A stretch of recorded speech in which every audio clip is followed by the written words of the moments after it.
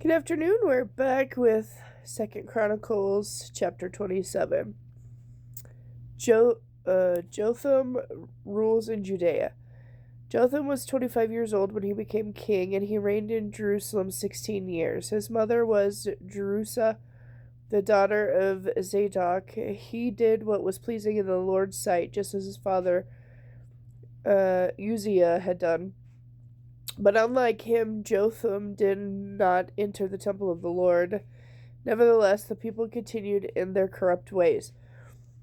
Jotham rebuilt the upper gate to the Lord's temple and also did extensive rebuilding on the wall of the hill of the Ophel. He built towns in the hill country of Judea and constructed fortresses and towers in the wooded areas.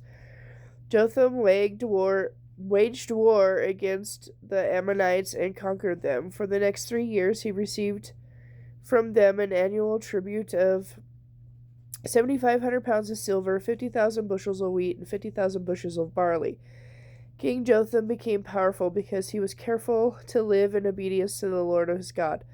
The rest of the events of Jotham's reign, including his wars and other activities, are recorded in the book of Kings of Israel in Judea.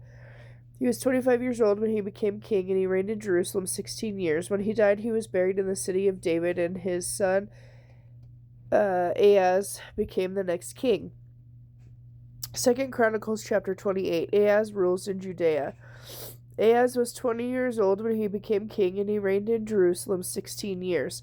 He did not do what was pleasing in the sight of the Lord, as his ancestor David had done. Instead, he followed the examples of the kings of Israel and cast images for the worship of Baal. He offered sacrifices in the valley of the son of Hinnom, even sacrificing his own sons in the fire. He imitated the detestable practices of the pagan nations, whom the Lord had driven from the land ahead of the Israelites. He offered sacrifices and burned incense at the pagan shrines and on the hills under every green tree. That is why the Lord his God allowed the king of Aram to defeat Ahaz and to exile large numbers of his people to Damascus. The armies of Israel also defeated Ahaz and inflicted many casualties on his army. In a single day, Pekah, son of Remaliah, Israel's king, killed 120,000 of Judea's troops because they had abandoned the Lord, the God of their ancestors. Then Zikri, a warrior from Ephraim, killed Maaseh, the king's son, Azrikam, the king's palace commander, and Elkanah, the king's second in command. The armies of Israel captured 200,000 women and children from Judea and took tremendous amounts of plunder, which they took back to Samaria. But a prophet of the Lord named Oded from there in Samaria was there in Samaria when the army of Israel returned home. He went out to meet them and said, "The Lord, the God of your ancestors, was angry with Judea and let you defeat them. But you have gone too far, killing them without mercy, and all heaven is disturbed. And now you are planning to make slaves of these people from Judea and Jerusalem. What about your own sins against the Lord your God? Listen to me and return these captives you have taken, for they are your own relatives. Watch out, because now the Lord's fierce anger has been turned against you." And then some of the leaders of Israel, Azariah son of Johanan, Berechiah son of Meshillemoth, Jehizikiah son of Shallum, and Amasa king of Hadliah agreed with this and confronted the men returning from battle. "You must not bring the prisoners here," they declared. "We cannot afford to add to our sins and guilt. Excuse me while I turn the page. Our guilt is already great, and the Lord's fierce anger is already turned against Israel." So the warriors released the prisoners and handed over the plunder in the sight of the leaders and people. Then the 4 men mentioned by name came forward and distributed clothes from the plunder to the prisoners who were naked. They provided clothing and sandals to wear, gave them food and drink, and dressed their wounds with olive oil. They also put those who were weak on donkeys and took all the prisoners back to their own land, to Jericho, the city of palms. Then they returned to Samaria.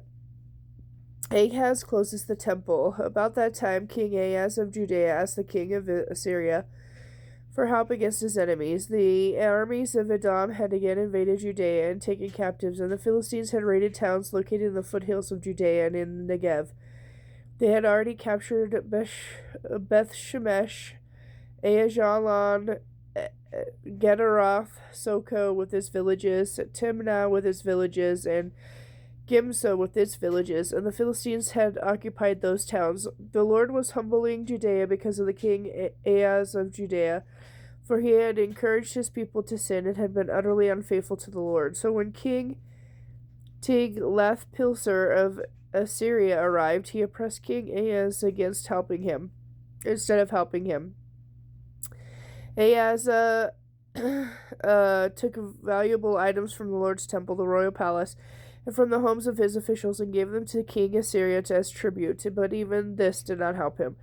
And when trouble came to King Ahaz, he became even more unfaithful to the Lord. He offered sacrifices to the gods of Damascus, who had defeated him, for he said, "These gods helped the kings of Aram, so they will help me too, if I sacrifice to them." But instead, they led to his ruin and the ruin of all Israel. The king took the utensils from the temple of God and broke them into pieces. He shut the doors of the Lord's temple so that no one could worship there, and then set up altars to pagan gods in every corner of Jerusalem. He made pagan shrines in all the towns of Judea for offering sacrifices to other gods, and in this way he aroused the anger of the Lord, the God of his ancestors. And the rest of the events of Ahaz's reigns and all his dealings from beginning to end are recorded in the book of the kings of Judea and Israel.